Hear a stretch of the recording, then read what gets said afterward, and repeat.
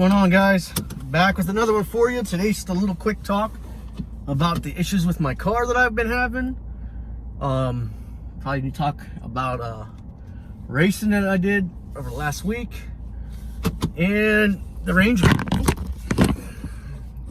Needless to say, I don't have a mount for my phone anymore. It broke. It was a glue-on one, and the glue wore off, and it don't work no more. So I'm leaving it standing up here. Oh, shit.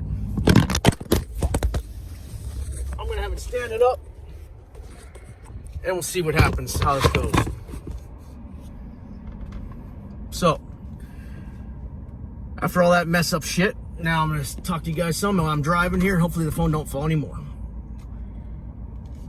So, as you guys know, what's been happening with the car, I've been resetting the computer, and it's just fine when it's reset, which is kind of odd because it's not throwing a wrench anymore. But maybe I'm just resetting it before it throws a wrench. Maybe it's something to do with the cycling. I really don't know much about these cars. I don't know much about any car, so I'm kind of, you know what I mean? So I reset the battery every 3 passes at the track, and the car seemed to run good. I was running 12.3s and 12.4s, some 12.7s, spinning really bad.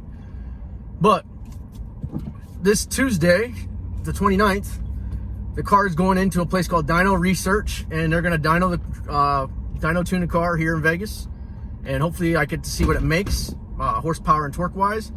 And that's the day when I'm gonna talk to them about doing nitrous on the car and see what they say about what they think about me doing nitrous on it. I've been looking at these direct port plates from that. There's a guy that's following me that he's been doing comments on my stuff, and I'm following him kinda. I follow his YouTube channel, and his name's I think it's called Toncene50, which is YOCEN 5.0.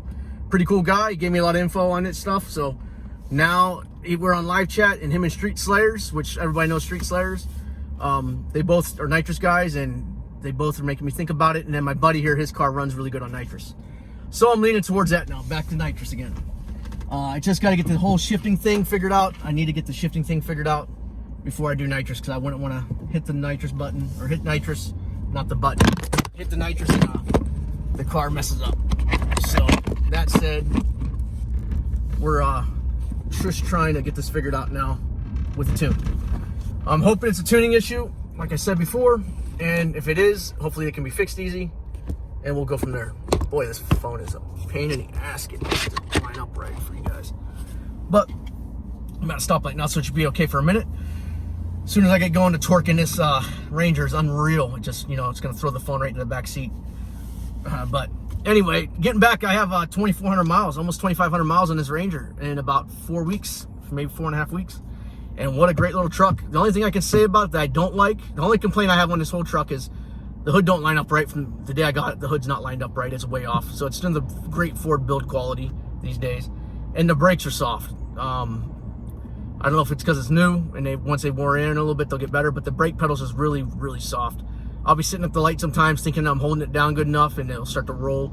You don't realize it until you see yourself rolling, and you're like, oh shit, then the guy beside me is rolling. Here it's me rolling. So that's the only complaint I have about this truck, is the brakes and the hood alignment, and some of the other gaps on the truck ain't perfect. But what do you get when you pay 25 grand for a little pickup? You know, it's not the Raptor, but even her Raptor, the first one and the second one had little problems here and there.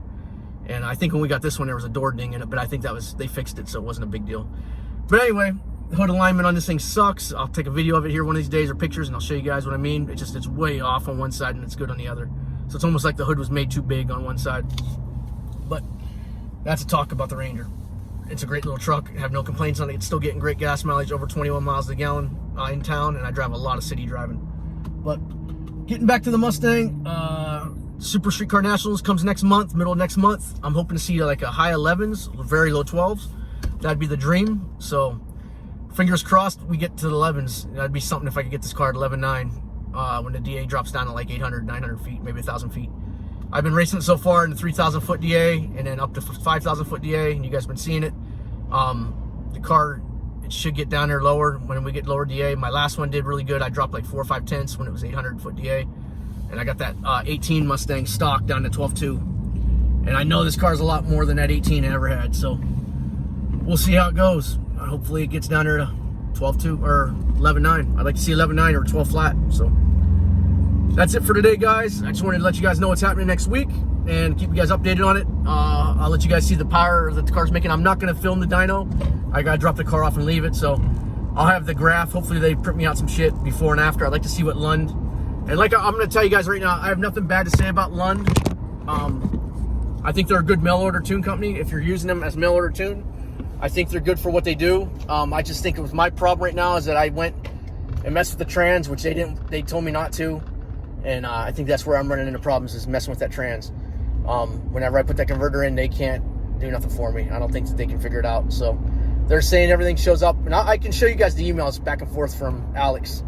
He says every shift's perfect on their data logs. He goes, I have nothing problem with the shift. I'm getting knock. So maybe he's right. We'll see what this tuner says here. Maybe there is a knock happening. I don't know. But he says the reason why the car is slowing down in between his shifts is getting knocked. So I'm not going to badmouth Lund. They did what they could for me, and they made the car run great for what it was. The cost of it, if I would have went with a local tuner here, I'd have been about the same price now if I'd had all the mods on at one time. Every time I go to tune this car now, I think it's going to be like $250 to $300. Pretty much the same as it's going to be at Lund. So I'm paying $650 initial to get this car tuned to right on the 85. It'll be like a hard tune into the car. They are offering me an N-Gauge or a SCT tuner. If I want to buy it from them, I can do it. But I'm going to see about that. I don't know what I'm going to do here. If I keep on going with the 85 or not, I might get away from the 85 and just go back to pump and race gas when I do nitrous. So I don't know if I run E85 when I do nitrous, but let me know what you guys think about that. I don't know much about that, about E85 and nitrous. I don't know how that mixes, if it's a good mix or not, if you can do that. I seen that they do make a kit that you can sell. They sell that you can buy it for 85 with nitrous. But let me know what you guys know about that, if anybody knows about 85 and nitrous, or should I just run race fuel when I do it? So talk to you guys later. See you in the next one.